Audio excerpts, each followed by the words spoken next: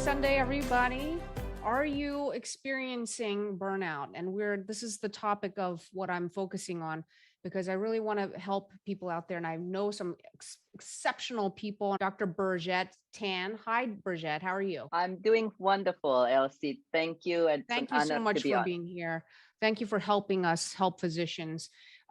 So she is a transformational coach in grief, specializing in that as a coach, speaker, and author. She's written this wonderful book, okay, Seeking Peace, the proven 5-finger method to thrive through change effortlessly. And she's also a board certified veterinarian oncologist. You wrote in this book 40 different causes of grief. Now, I didn't even know that. Can you talk about your definition of grief? Absolutely. So the definitions of grief, according to the Grief Recovery Institute, which is the only evidence-based grief system, by the way, is actually the unsettling feelings caused by a change in your familiar routine. Have you experienced any change recently? And we're always experiencing change. Yeah. And so any change that come with any unsettling feelings, any change that come in your life has a very good potential to cause unsettling feelings and therefore to cause grief. And unfortunately, a lot of people are not aware of this and think that grief are only job loss, death, divorce, or dire diagnosis. But there are things such as moving, getting a promotion, having new babies, getting married, and a lot of other things that organizational changes, a change in your boss, and leadership. And the constant change of regulations out there nowadays. Yes. And COVID, changes all of us. So can you tell us, so how does that relate to, in your mind, physician burnout or healthcare worker burnout, nurses burnout? How does that relate to that? And I want you to talk about some of the pearls that we can take away of how can we overcome that besides reading your book, which I think is amazing. So first of all, understanding how the grief relate to burnout is, to me, when you are grieving, it's almost like you are wearing a dark sunglasses and not realizing you're wearing a dark sunglasses. And so the grief clouded your mind. And as you mentioned the book, Elsie, it talks about chameleon fingerprint. And so the grief a lot of time, unless it is from an apparent loss, many times grief does not show up as sadness. What you might feel actually are anger. What you might feel are actually starting to be lack of energy, even physical symptoms. And so any of those and also because grief kind of clouded your mind, something that is perhaps a simple complaint or a simple additional task can look like a monster. And so it will cause you to feel overwhelmed a whole lot easier. And when we felt overwhelmed over and over and over again, that's actually one of the number one thing that contributes to burnout. And so that's why when we are not recognizing that we are grieving, then it becomes so much easier for us to get trapped in the evil cycle. And then we think we burn out. And I just speak with somebody the other day who said, "Oh, I'm so burnt out and this and that." And upon just speaking with the person, they say, like, "I actually love my job. I love my schedule. I love being able to do that. And it's actually, she was grieving. She thinks she was burnout. Now, on the other hand, sometimes you are burnout and that causes you to grieve. But it's kind of the whole thing is, you want to be able to recognize and sort them skillfully.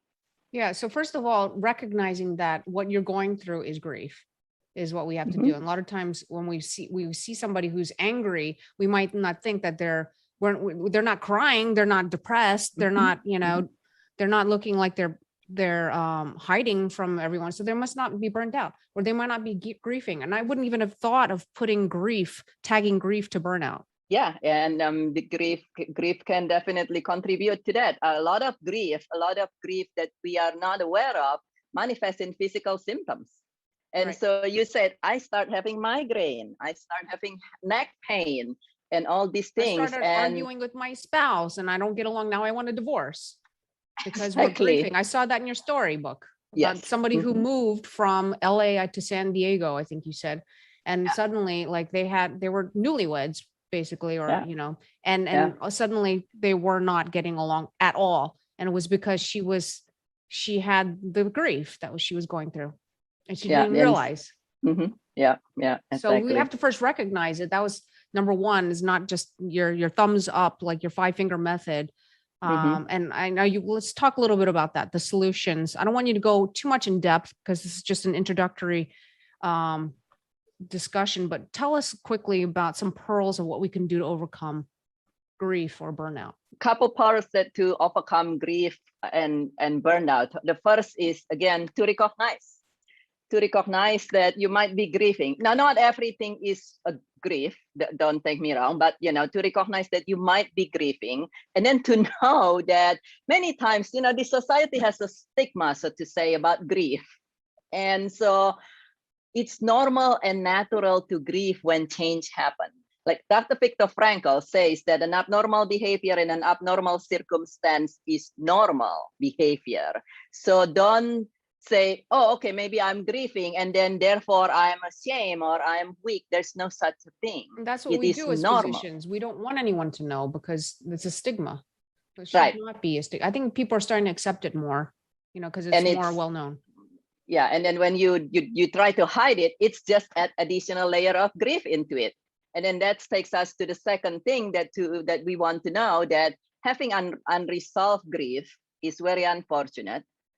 When you don't recognize you have grief, things you don't recognize you cannot resolve. And when you have unresolved grief, it gets into your system in a way that an infection starts getting into your whole body. And that will affect your ability to think and to ability to work and to address things. And therefore, actually, it's kind of like become like a snowball effect. And that's why grief cost the workplace $113.7 billion. This was in 2017 study before the COVID-19 pandemic. So you can only imagine how it is now. Yes. And the problem is grief is like a snowball. It's cumulative and cumulatively destructive. So we want to be able to, if you think you might even be grieving, then, address it. Address it before it turns into a giant monster. And so that's the other part of that in terms of the purse. And then to know how to navigate it. There are simple tools like in the book, as well as I do a lot of lunch and learn, for instance, as well as I have handouts on simple tools on how to navigate things. Sometimes it's a matter on how, let's say you notice somebody might be grieving, saying the right thing at the right time is very helpful. Many people don't realize this. When somebody is grieving and you come to them and say, how are you doing? That is something that's very confusing or offensive to people who are grieving. What are you supposed to say to them? You say to them, how are you doing at this moment? Two words different. But why? Because when you're grieving, if somebody, let's say somebody, somebody just passed, lost a family member, and you're trying to be nice and say, how are you doing?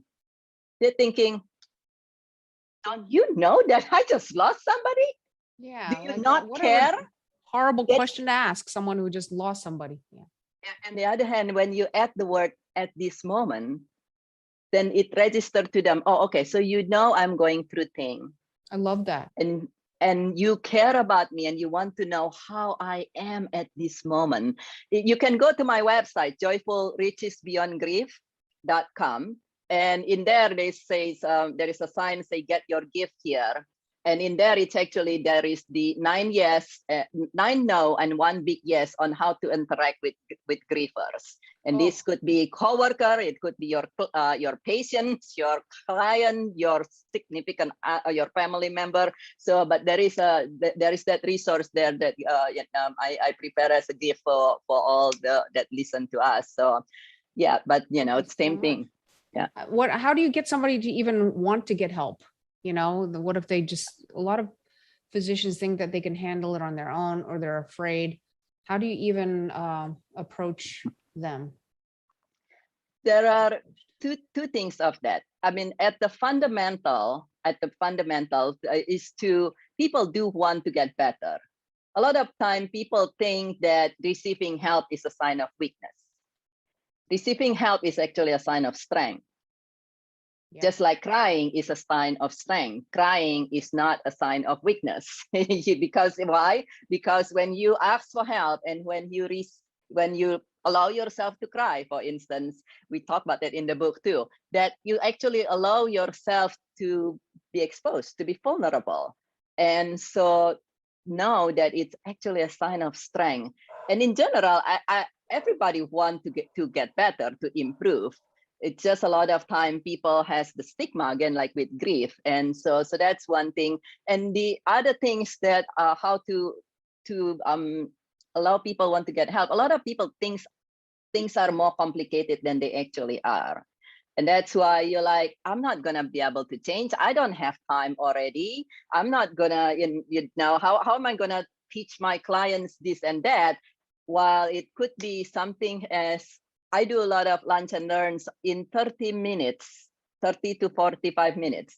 I help the whole team in the clinic understand the basis of grief and the basic on how to interact with each other and with patients on grief and on all these things. And it could be as simple as 1, 2, 3. So, wow, thank you so much.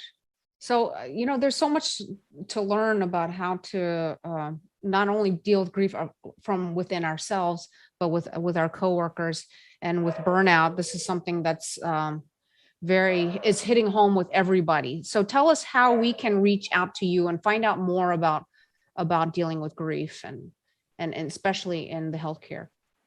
Absolutely, thank you. Yes, you definitely can reach out to me through my website, joyfulrichesbeyondgrief.com.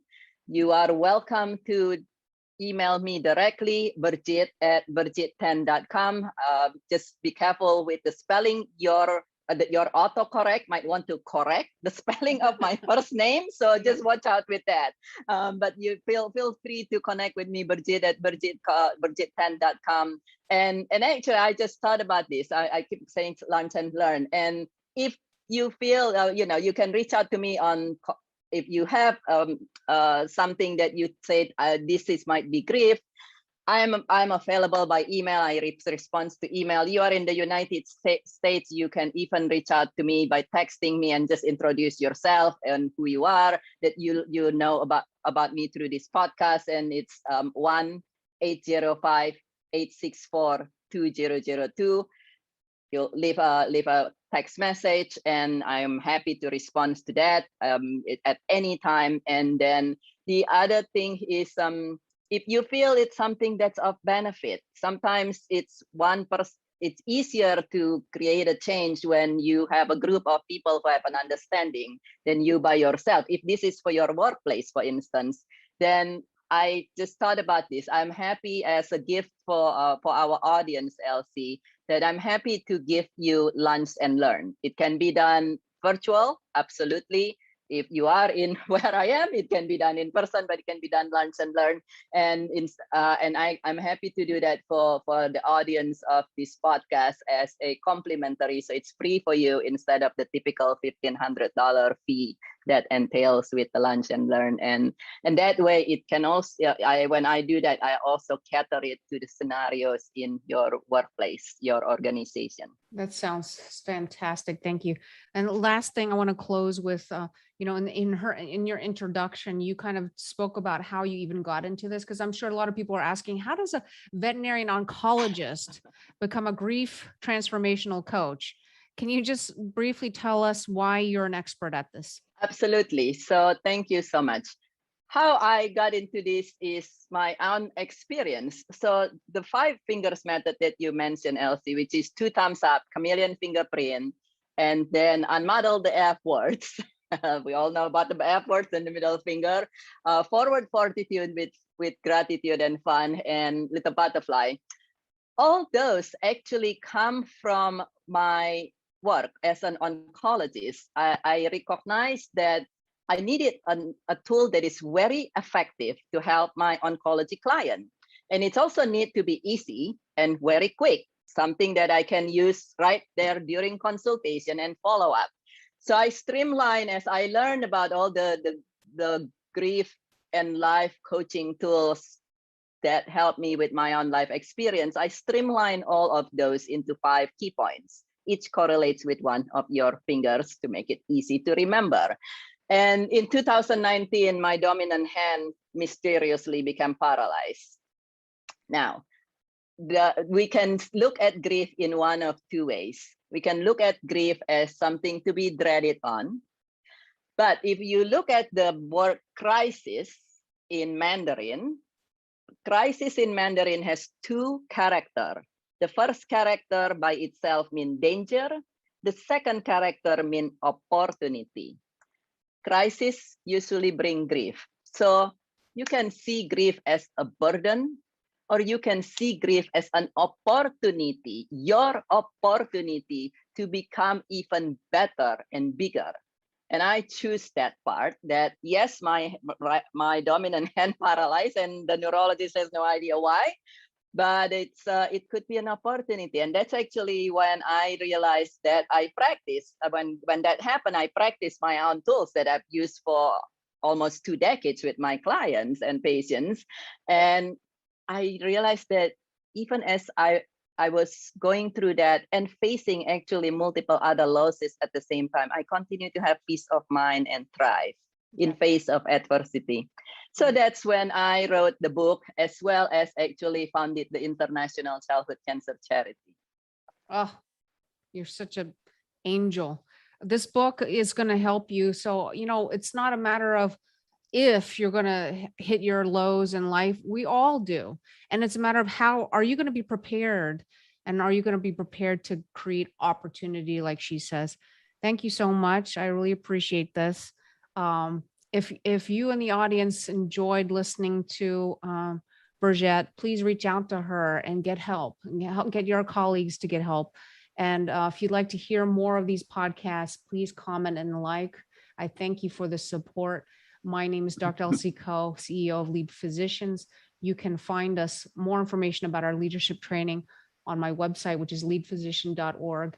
And you can reach out to me at info@drelsieco.com. Thank you so much, Birgitte Tan. Have a happy Sunday, everyone. Take care. Thank you.